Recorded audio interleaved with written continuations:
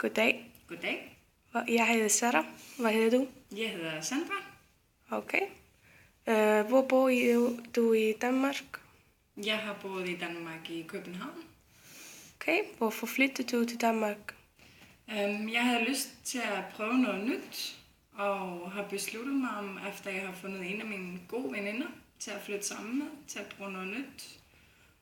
Så vi har besluttet os om at flytte til Danmark, fordi at det ikke var så langt væk fra Island.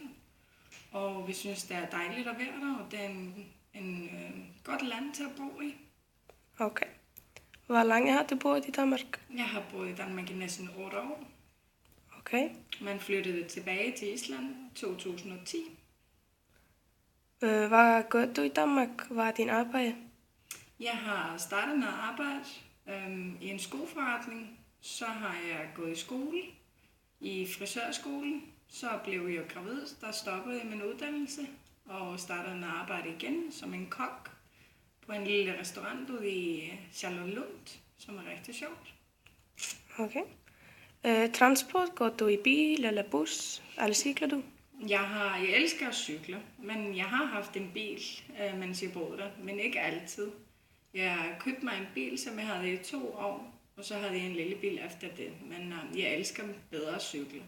Transporten er rigtig god i Danmark, fordi det er nemt, og det er hurtigt. Du kan tage en bus, S-tog eller metro, og lige meget hvor du skal hen, så kan du altid komme din sted på en hurtig sted. Okay. Hvad er den yndlingsstad i Danmark? Jeg vil nok sige, at min yndlingsstad var Zoologiske Have. Det er hyggeligt, og Tivoli kan jeg også godt lide. Så kan jeg også godt lide alle de store have. Vi har for eksempel Dronningens Have.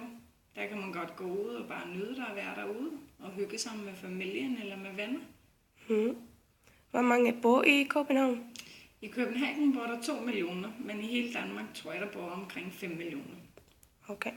Og vejret i Danmark? Jamen, det kan være rigtig koldt om vinteren.